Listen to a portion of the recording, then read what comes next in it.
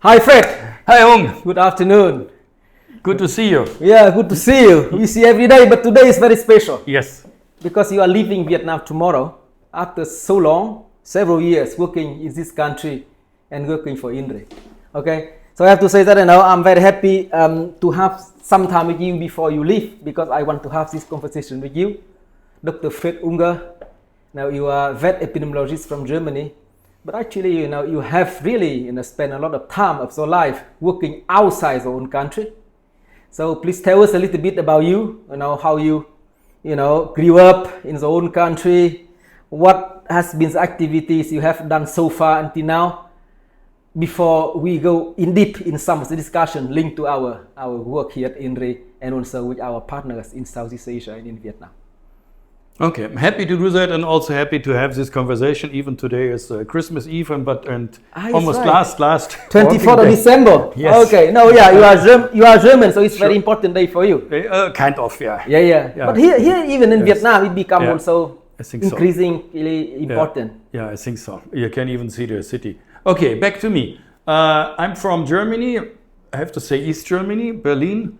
And my professional career started a bit following my father's footsteps. He was an economist working in a trade company in East Germany. And the first thing I studied after the school was a commercial clerk. I have to admit, I never really liked it. It was a bit, again, on the impression of my father's job. He could travel abroad, but it was not common in Germany, East Germany. And so anyway, I did it for 2 years.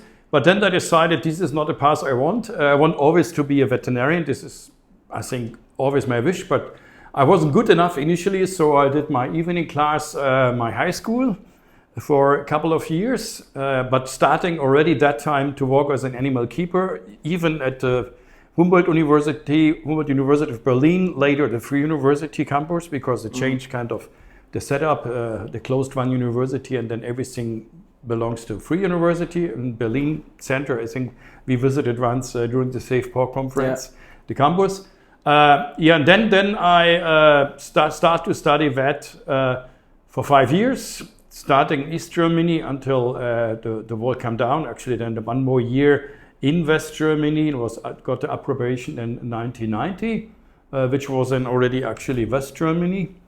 That time, the initial idea to work as a vet was, of course, I grew up with dogs. I had racing dogs. I breed racing dogs. So there, of course, as many people can imagine, that was an initially idea to study vet as a boy. Yeah. So and start to work as a. So at that time you was already vet student. I was or not yet. No, I was a vet student in 1985 until 1990, including the approbation. We had 1 year practical exercise, whatever. We worked in the institute, in slaughterhouse, at the research, and even in the farm animal clinic, whatever. And shortly after that, I got my approbation and started to work in a small animal clinic in Berlin. I think you met once, even probably my colleague, for 5 years. Yeah. And I liked it, I have to admit, but I know there was something missing. And I want to do a kind of research. As the idea of Africa development aid was already always there. So there was already the idea to do that, but I didn't know the pathway, what is the best way to do that. But then the Free University had the kind of international animal health and tropical medicine department. And I contacted them, and I don't know what was really the contact initially, but anyway, I got in contact with them. They had a master course that time, International Animal Health, and then they offered me, well, you can do maybe the master course, you can see how you like it, it was 1 year, or then you continue your PhD in that time in Uganda. They had a kind of outpost with Makerere University, of course, quite famous for Uganda. Yeah. And then I spent 2 years in Uganda, or 1.5 years, for a field study on dairy cows on tick-borne disease.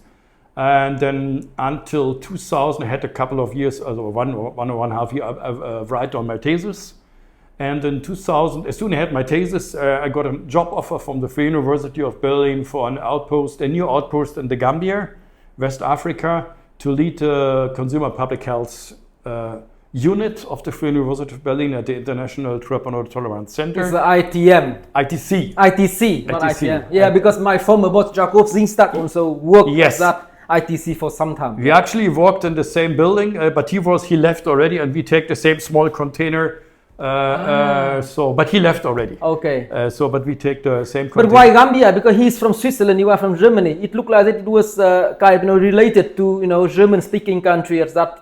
Yes, they had actually a German DG for a while, Dempfler. He was a breeder, and ITC stands for International Triple-Tolerance Center. And actually, the idea was to have a triple-tolerance breed to see, and Dama breed, very small, poor production. And the idea was, of course, to bring it up a bit to a certain production level, because the big advantage of triple tolerance was there, but the disadvantage was extremely low productivity. Okay. And there was a long breeding program led by Dempfler as of, I think, I'm not sure he's from Hohenheim, but I forgot that. But then Professor Melitz from the Free University of Berlin, he led this kind of international animal health, and Cécine, we worked with him for years later on, and the other people from the FUB take over. Melitz was shortly a DG at the International Triple Tolerance Center before we got another DG.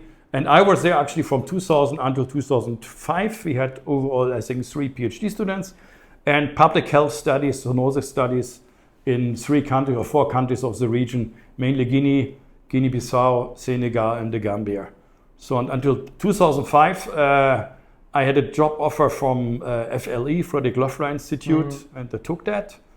So when did you do your PhD then? 2000.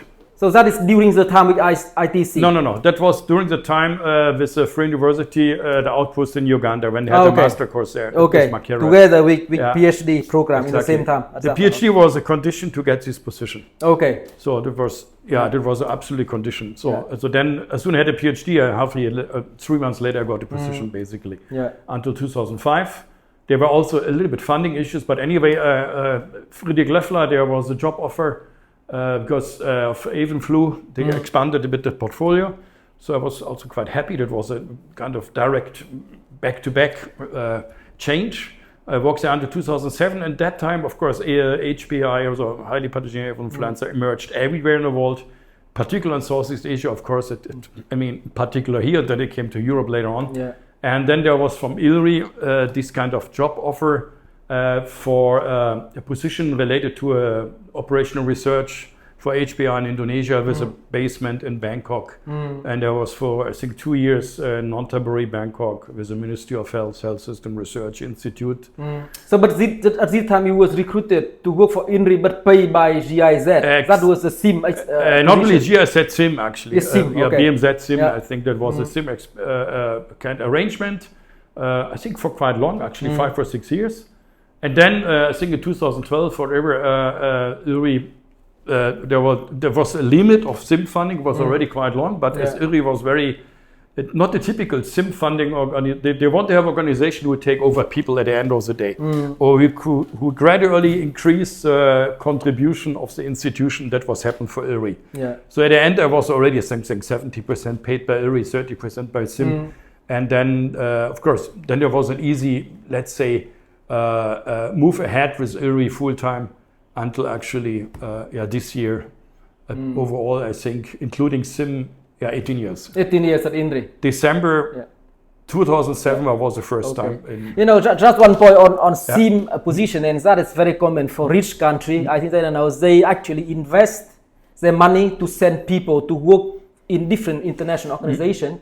So you, as Germany, you have SIM, but many other countries have also paid their people to work for the UN agency. And the idea is, in fact, you work for organization or country, and gradually you expose to the new context. And because you know better the context, you are recruited to do the continuous job for either UN or in this case ILRI. So that is actually, I think that's a very good model that I think that developing country, we might learn from that. But the question is, are they really ready to invest that money to send the people to work for international organization?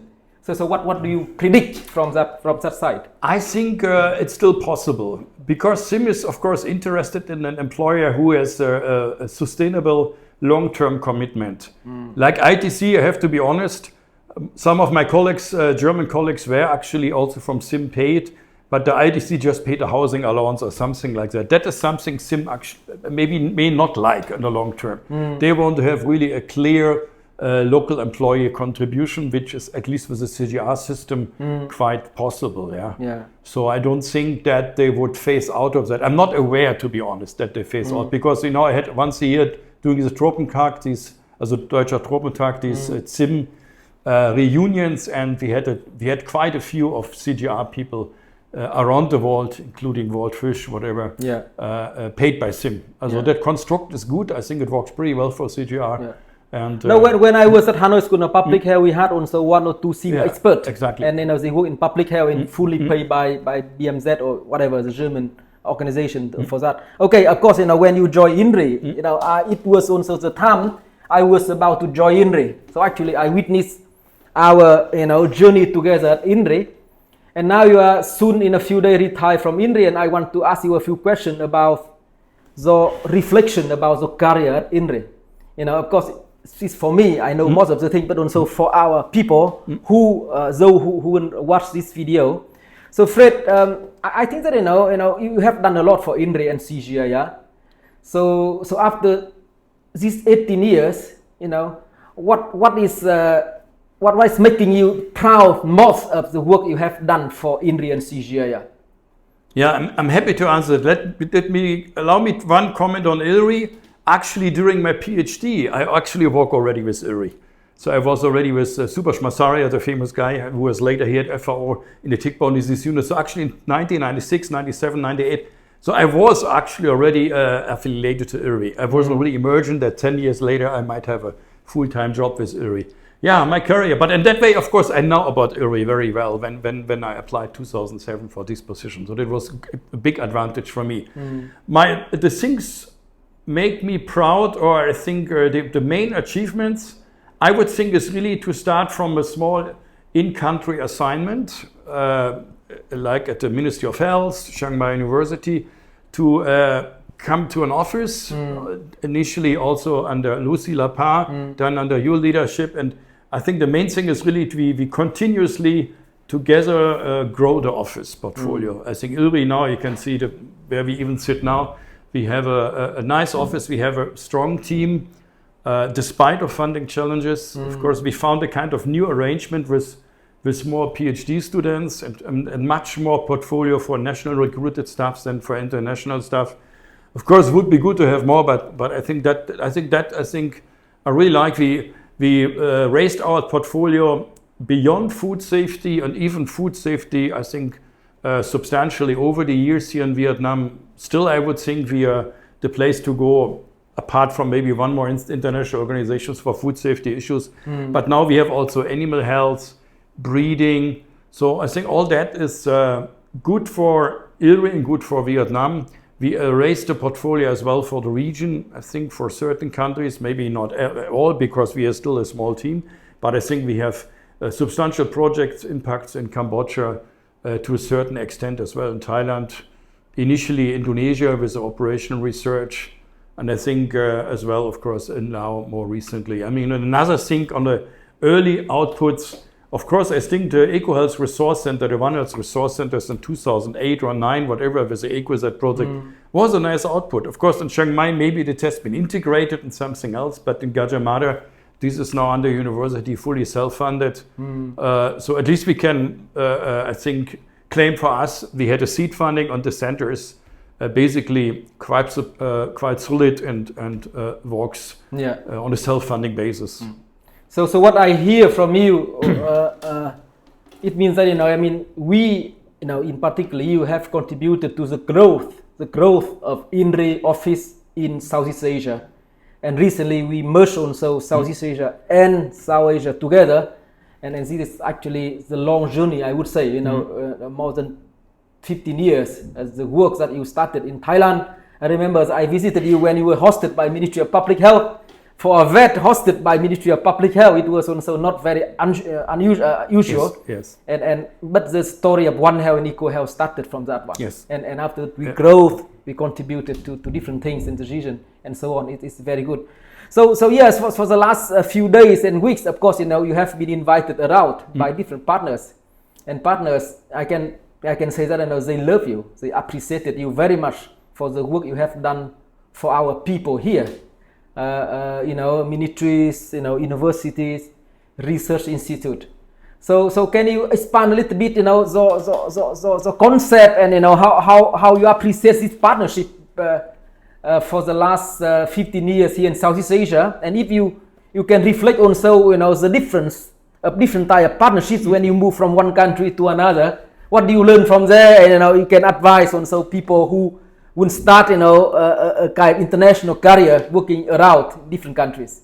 Yeah, I mean, let me start with the first partnership with the Health System Research Institute. There was a lot of intention to make it nicely, but as you know, there were some issues, and probably one of the reasons was that I was also quite young and maybe not really experienced to work in Southeast Asia, and we probably not set it up we did not solve the things we should solve right from the beginning with the ministry, with a memorandum of understanding, all this kind of thing. Maybe that created a bit issues.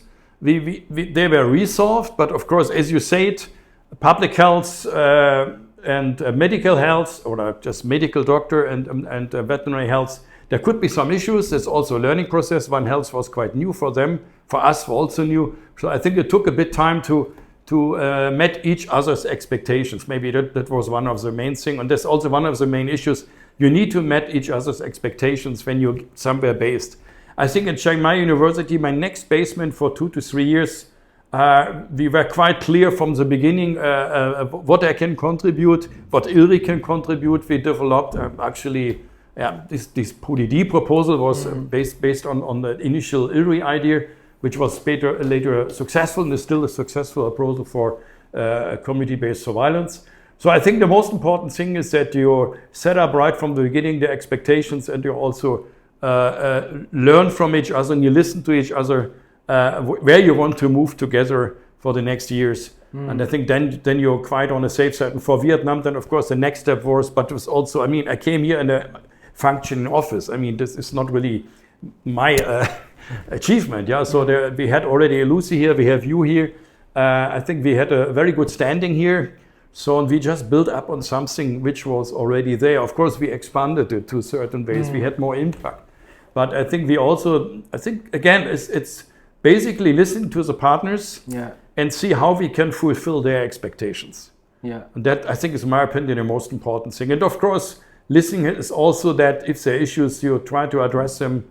I think listening is really the most important thing. Also for the Indonesians, they're also different. I think Indonesians can be, they're different than Thais. Some Thais are different than Vietnamese. Vietnamese are very direct, of course. Indonesia would probably never say you directly what they really want. So you need a bit to navigate around that. So, but with the experience, of course, you know yourself very well. You can solve this. This is a minor issue. It's just a question how much you're able yourself to adapt to the local context, or to the national context, what I call it, local context, to the national partner context in the respective countries. And here in Vietnam, of course, we had strong partners. I think we did all well. I don't think we had really any serious partner issue over the years. So, and again, based on the same thing, expectations, joint outputs, listening to each other when there's a problem, and trying to address it if that is emerging in a certain way. But I don't think there was any serious issues. The government is, of course, important that you include the government. I think we haven't done that in Thailand. We don't really have government connections, have to admit. Indonesia, yes, we were actually based under the government. That was not always very straightforward. But here in Vietnam, I think we found a nice balance between government and national partners, because we are a small team. Of course, we need national partners to support us. Yeah. Okay. So it's very important to really take seriously this partnership aspect, the understanding, listening to them, developing things together, meeting the expectation from both sides, but also sharing output and benefits. That is also important. So what is the main difference between working in Africa and in Southeast Asia? And within Southeast Asia, what is the main difference between working in Vietnam, Thailand, Indonesia, and of course you work a lot also with Vanapon and other colleagues in Laos and Cambodia? I think the common thing is a partnership. If you manage the partnership in each country, then you're already kind of the safe side. Of course, partners are different. As I said, you know yourself, Vietnamese are straightforward. You need to be sometimes a little bit to have a strong skin, let's put it like that, to accept that. Yeah, but it's just a way. And actually, I like it. I like this kind of direct. I found it also in West Africa. I found kind of the Senegalese also a little bit more straightforward than the people in the Gambia, for instance, or something like that. Yeah, but maybe it's a subjective impression or something like that. Yeah, so okay, Vietnamese, I think straightforward, that I really appreciate. Come to the point and then you sort things out. Indonesia is nice in its own way, but of course you need to navigate and understand a little bit what you want and what they want. And then you need, of course, to address it. For Thais, I think it's in between Indonesia and Vietnam. And for Laos, it's basically also a capacity issue. I mean, you know yourself, Laos, they want to do much more, but there is a limited capacity. But again, as long as you have a strong partnership, that can be easily solved, except that there's a danger in these countries, of course, that one partner, everybody walks with him, and he's simply overloaded. As of course, we know Vanapon has a lot of hats to carry, but I think it worked very well. So that would be my feedback. Oh, sorry. Oh, that's my phone. It's a phone, yeah. Yeah. Okay, so that's interesting to hear. So you mentioned Vanapon. Vanapon, if you watch us later, you know, Vanapon, you know, he has kind of growth up very much with ILRI projects. You know, we started with him when he was a young lecturer, and now he's the Dean of the Faculty of Agriculture, National University of Laos. We celebrated 50 years of the faculty recently. Okay, you know that we had a lot of social life with our partners here, including drinking. You know, eating a lot of eating, a lot of drinking, in particular beer. So is this something popular in other countries you experience with partners? No, as you know, it's not that popular. I would think you can find that in Vietnam, probably to certain, and not Bia Hoi, of course, but this kind of evening events, probably Vietnam, Cambodia, Laos. Thailand is also there, but probably less popular. And Indonesia is quite different, just also because of the national context. So I think that's really a very typical Vietnamese thing. And again, actually, it's also a good thing, because you're right. You mentioned that you create partnerships. It may sound strange, but you create kind of trust and partnership, maybe more trust when you meet them first for a kind of, even you meet them first and then you have a, let's say, lunch or dinner somewhere in a province. And you go along, you talk about more informally. And I think it's also in China, actually, I think like that. Maybe it has changed recently because of the new regulations, but I think it used to be like this. Used to be maybe like less, that. but it's been happening in this way. And I think that sharing time together, our official context, sometimes it's also very useful to make better understanding among us, and mutually learn about different sides of the things. Okay. Now moving to another thing linked to job. You and I, we haven't talked about how to translate our work very much linked to research for development work into the policy and action. So I mean, and we have tried to do it. So what do you evaluate, or what do you assess this actually evolution of the process, translating research into action, into policy, to make more impact, reaching many people in the field. So are you happy with that? Are you not happy with that? Where we are? What are the advice for us who continue working for ILRI and in partnership with people here to make more impact on the ground? Well, that's a difficult question, of course. I think overall I'm happy with that, for sure. Maybe we could have more impact in terms of policy. Yeah, but it was not always with ILRI, I guess. It is also, of course, I think we have solid research results in terms of food safety. We have shown that traditional markets can be safer with relatively low-cost interventions, as well as slaughterhouses. We understand well the pig value chain, with maybe wildlife, and now with the breeding. To translate that to the policy, it's probably the most complex issue. I was always emerging, we can have a policy impact more on the local level, so that it doesn't go always to the Ministry of Agriculture and Environment. Of course, at the end of the day, it's good for Vietnam because it's a bit the way country functioning top down in certain ways in terms of regulations. But I had hoped we have a little bit more on the local level in terms of locally adapted regulations for slaughterhouse. I think we tried that, but we were probably honestly not 100% successful here. I think we had influence to the food safety law, but as you know, this is difficult to measure sometimes. Yeah, but at least they called us to be part of the World Bank funded risk management report, the food safety working group. So I think we tried different pathways. Even the direct policy influence may not have worked out as we want that, because it's also not easy to change policy. Yeah? So you see how long the revision of the food safety law even takes now, the next revision. Yeah? But at least we had some other pathway. We explored different ways to influence, to make actually our research visible to partners and as well to the government. I think that worked pretty well also with the food system transformation. So I think maybe as a researcher, we have to understand sometimes influence of law is perfect, but if it does not work straightforward, I think you need a way around and explore different pathways, how you can do that. And I think the food safety working group is one thing. The task force for food safety was another thing. And I think for Laos, it would be probably the same way. Maybe a bit more straightforward as a country, simple, smaller, and the ways to. And again, I think one thing, as you mentioned that already, over the time we have so many people, they get now big positions, and we get, of course, much more closer connected. We close connected before, but now as they grow up, it's also you can call certain people you couldn't call before, and you can get advice from them and ask them how can we move ahead. Of course, I also don't want that we have a lot of research which somehow is somewhere in the drawer of the ministry. That is, of course, not our aim, it's not their aim. Yeah. And I understand also from them, they don't want to see only publications.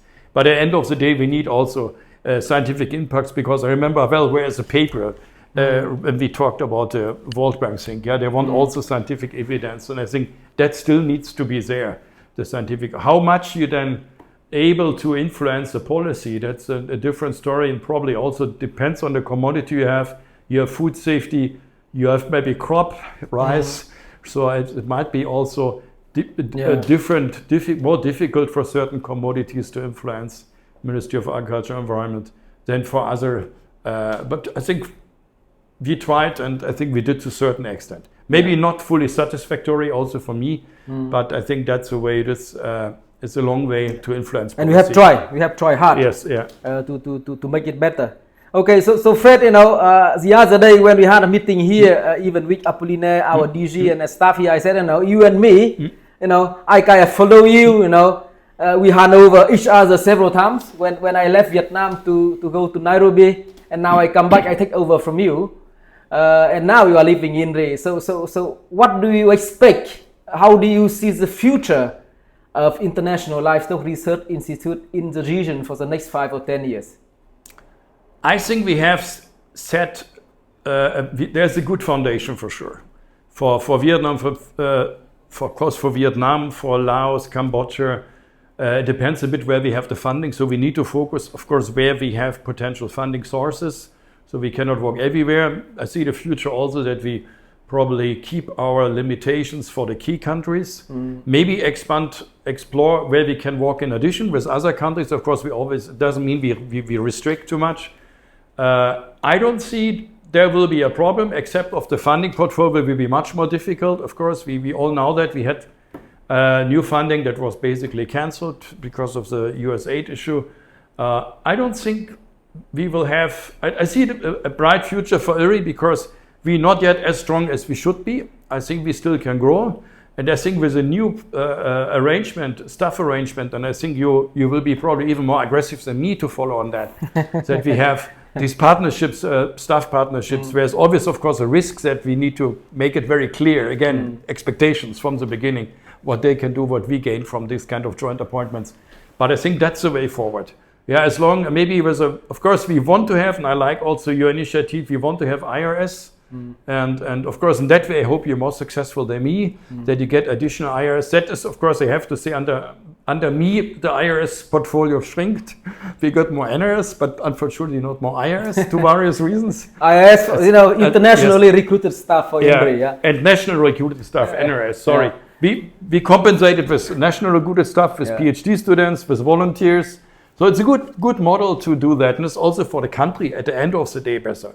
But still, I think it would be good to get more influence from the headquarters, more, knowledge resources from headquarters from time to time with scientist visits, Maybe they don't need to be permanently based here, but maybe a scientist visit to give the feeling, okay, there's a person 2 months or something like that. They can influence certain like climate change, which is a hot topic these days, yeah.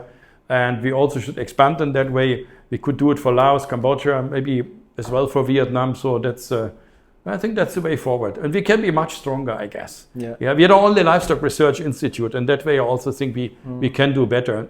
Mongolia is another story, of course, if we expand a country with more livestock. The Pacific also we have. The Pacific, of course, also. yeah. So there is a lot of options for us, and I think ILRI is well placed to do that. Okay. So thank you very much for that one. So the last thing I want to ask you. So what are you doing for the retirement? After retirement, what do you do?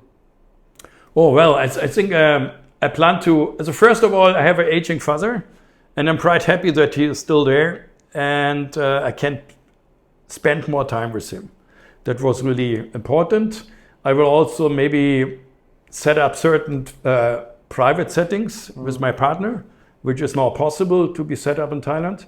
I guess I will try some hobbies, which I haven't really done for long. That may even like guitar or this kind of thing. Learn language. I want to learn fluently Thai for sure. Vietnam is not too late. And that's one thing I regret, of course, that I never was able to really... The Vietnamese are funny. The good people, not funny people. You know, if you cannot really understand, you can smile, but actually at the end of the day, you don't really want to smile. Now I understand that. It was not easy for us to learn. Even when during my stay in Kenya, I could not do that. No, but I wish you a lot of good time with your father. I mean, we share a lot of similarity from that point of view as well, and I appreciate that very much. So Fred, thank you very much for this conversation. Of course, it sounds like I didn't know anything from you, but actually we understand very well each other. But this talk is really to record the moments, the good moment before you are leaving Vietnam. So I always appreciate our partnership, but also friendship. You supported me a lot. I think that I also support you from time to time. Maybe you supported me. But thank you very much for the work for ILRI, for the contribution for these 18 years. It's very important. You have really helped to grow the portfolio here of ILRI in Southeast Asia, in particular when you took over from me as regional director for Southeast Asia and now in Asia. And I think that the important thing, like I said the other day, actually, it's not about the papers we publish. It's about the capacity we have strengthened for local people. You train on so many master and PhD students. Some of them became ILRI staff, like Xing and others. And I think that is nice. And so reflection and so advice on how to grow ILRI in the region, but also how to work better from the partnership side is also very, very important. So thank you very much. I wish you all the best. Maybe let me add something here. Of course, capacity building I totally missed out. You're right. We had, of course, capacity building PhD students now with us, but also they work somewhere else. And I think that's a great achievement for us. Yeah, sorry. No, that's important. No, it's part also of our work, and actually it's the capacity building we have been doing. It's really building the capacity through research. It's not about only the degree they obtain, but also the experience they gain. And most of people working with us, they now are in kind of important position in their own country and making decisions in different areas. So good luck. Yes. Thank you very much. And of course, I'm sure that we remain connected. And thanks to you and the team, of course. It was always a pleasure to be a healthy team. We were a great team. I think I will miss it for sure.